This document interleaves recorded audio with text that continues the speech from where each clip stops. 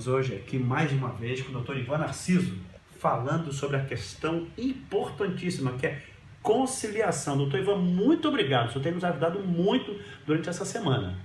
Eu agradeço mais uma vez a oportunidade de estar aqui.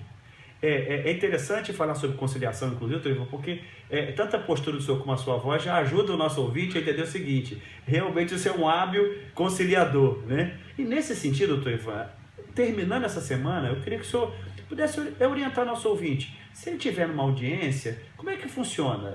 Como é que é chamado? Quem é que fala? Como é que as partes elas sentam lá? Como é que acontece? Porque muita gente nunca foi numa audiência, né? Bom, de uma forma bem concisa, né?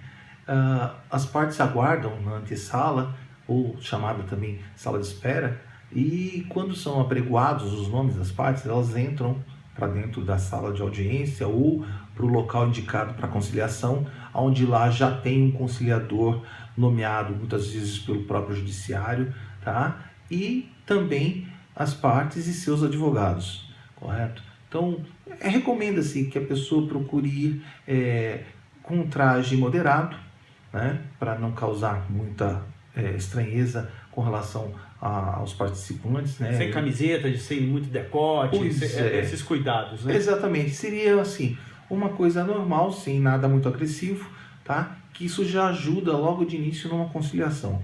Manter uma postura cordial, tá? Buscar deixar que o seu advogado inicie a negociação e conduza a negociação com a parte contrária, né? Com o colega, ou se a outra parte estiver sem um acompanhamento de um profissional, mas assim, buscar sempre estar falando num primeiro momento com o seu advogado, nunca diretamente com a parte.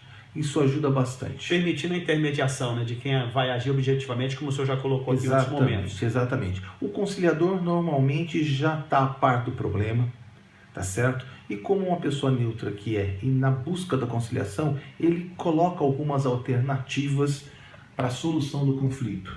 Essas alternativas são passadas naquele momento para os advogados da parte. Eles analisam ali a questão, conversam com seus clientes, tá certo? E aí sim a negociação ela vai se caminhando, tá, para o fecho final, que é o que se busca, a conciliação, né, a solução amigável do conflito naquele momento, ainda que o conflito já esteja no judiciário, correto? Uma vez que as partes acordaram, tá, é lavrada uma ata de audiência, um termo, tá, aonde ficam constando tudo que foi acertado entre as partes. E isso é muito bom. Por quê? Porque ele vai fazer com que uma etapa do processo de conhecimento seja abreviada.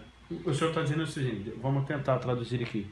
Essa etapa de abreviação, que eu percebi que já ganha bastante tempo, é o fato de que aquilo ali já substituiria praticamente a sentença do juiz. Na verdade, eu posso dizer que aquilo vai abreviar a instrução, tá? Aquilo vai fazer com que seja desnecessária a produção de prova, oitiva de testemunhas, e o processo tenha que aguardar até uma conclusão, que seria o que? A sentença final do juiz.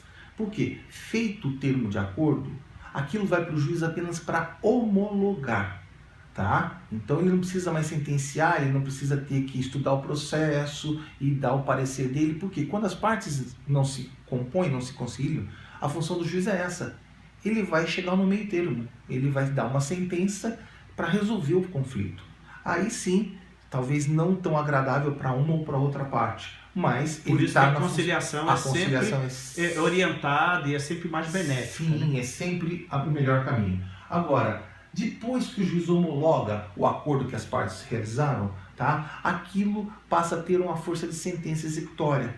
Se a parte, ou se ambas, ou se alguma das partes deixarem de cumprir o que foi combinado no termo de acordo, a que se sentir prejudicada, ela já retorna aquilo para o judiciário, comunica o fato ao juiz, que imediatamente vai fazer com que se cumpra aquilo que foi decidido numa audiência de acordo, inclusive com a aplicação de multa, porque normalmente há uma conciliação e na conciliação existe uma pena, uma cláusula penal para a parte que não cumprir com o que foi acordado.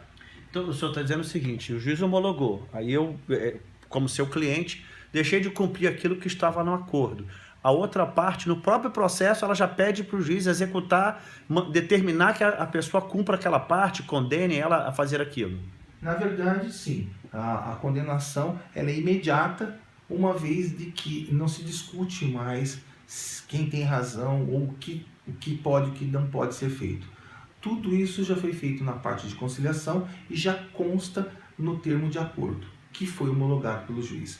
Quando esse termo não é cumprido, inicia-se o que nós chamamos de execução de sentença, tá? E já vai para os atos executórios. Então, se a pena for pecuniar, por exemplo, existem hoje dispositivos, tá, que o judiciário se vale para poder aquilo ser cumprido, né? O acordo ser executado de uma forma mais célere.